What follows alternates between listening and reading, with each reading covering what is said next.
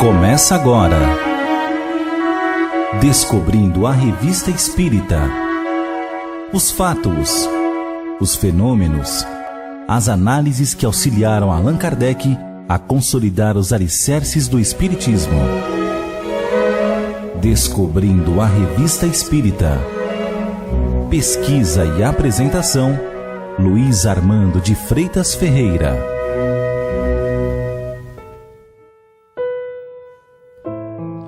O ano de 1862 se aproximava do final. Os Estados Unidos viviam sua guerra de secessão, o Brasil recebia em Paranapiacaba sua primeira locomotiva a vapor, Victor Hugo publicava Os Miseráveis, naturalizava-se francês, visto que seu pai era italiano, e nascia o compositor Claude Debussy. Allan Kardec, aproveitando as férias da Sociedade Espírita de Paris, viajara 693 milhas durante 2 meses, servindo-se da extensa malha ferroviária francesa, visitara 20 cidades e participara de 50 reuniões, constatando a evolução das ideias espíritas pelo interior da França. O êxito de tal viagem foi tal que publicou um opúsculo, Viagem Espírita de 1862, no qual esclarecia dúvidas, desfazia mal-entendidos, apurava as dificuldades dos entusiastas adeptos da primeira hora. Por sinal, esclareceu o ponto sobre a origem dos recursos que lhe propiciavam a viagem, verba essa de seu próprio bolso, já que a Sociedade Espírita de Paris não dispunha de reservas, apenas o necessário para o seu funcionamento. Abrindo o número de outubro, Kardec ocupa-se em analisar o fenômeno Apolônio de Tiana, discípulo fiel de Pitágoras, nascido 2 ou 3 anos antes de Jesus, desencarnado aos 96 anos pelo fim do primeiro século. Tendo herdado considerável fortuna, a repartiu com parentes, ficando apenas com uma pequena parte, porque dizia: o sábio deve saber contentar-se com pouco. Viajou muito para se instruir.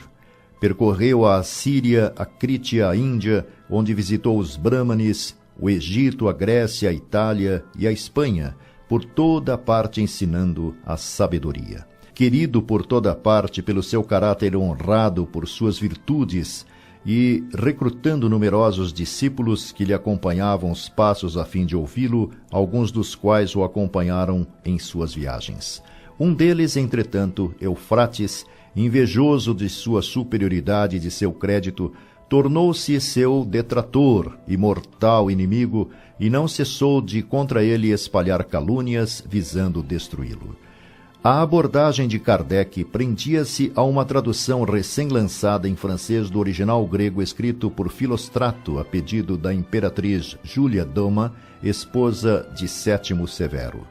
Elogiando a versão, o codificador diz que os fenômenos espíritas, magnéticos e sonambúlicos lançam uma luz sobre os fatos atribuídos a esse personagem, demonstrando a possibilidade de certos efeitos até hoje relegados ao domínio fantástico do maravilhoso e permitindo separar o possível do impossível.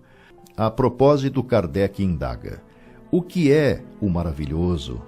Para responder na sequência: aquilo que o homem chama de maravilhoso o transporta pelo pensamento além dos limites do conhecido e é a inspiração íntima para uma melhor ordem das coisas que o leva a procurar avidamente o que aí o liga e lhe dá uma ideia. Tal aspiração lhe vem da intuição que tem que essa ordem de coisas deve existir, não a encontrando na terra, busca-a na esfera do desconhecido. Tendo feito uma série de fatos entrar na ordem natural, a ciência reduziu muitos fatos maravilhosos. Mas explicou tudo? Conhece todas as leis que regem o mundo? Nada mais a ensinar? Cada dia dá um desmentido a tão orgulhosa pretensão. Prosseguindo, Kardec diz: é uma nova força que o Espiritismo vem revelar, e essa força é a ação do mundo invisível sobre o visível. Mostrando essa ação uma lei natural, ele recua mais ainda os limites do maravilhoso e do sobrenatural, porque explicam a porção de coisas que pareciam inexplicáveis, tal qual outras que pareciam inexplicáveis antes da descoberta da eletricidade. Limita-se o Espiritismo a admitir o mundo invisível como hipótese e meio de explicação? Não, pois seria como explicar o desconhecido pelo desconhecido. Ele prova sua existência por fatos patentes, irrecusáveis, como o microscópio provou a existência do mundo dos infinitamente pequenos. Tendo, pois, demonstrado que o mundo inteligente nos envolve, que é essencialmente inteligente, pois se compõe das almas dos homens que viveram, concebe-se facilmente que possa representar um papel ativo no mundo visível e produza fenômenos de uma ordem particular. São os fenômenos que, não podendo explicar por leis conhecidas, a ciência chama de maravilhosos. Sendo tais fenômenos uma lei da natureza, devem ter se produzido em todos os tempos. Ora, como repousassem na ação de uma força fora da humanidade, como todas as religiões têm por princípio a homenagem prestada a essa força, serviram de base a todas as religiões.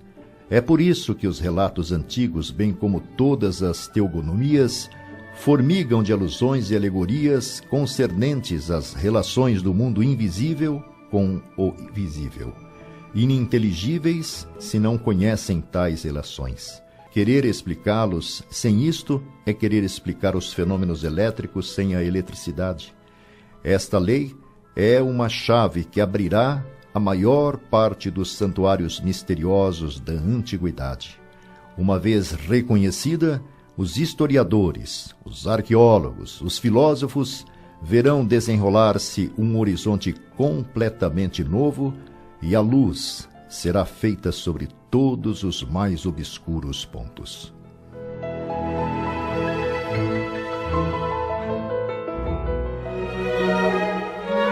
Você ouviu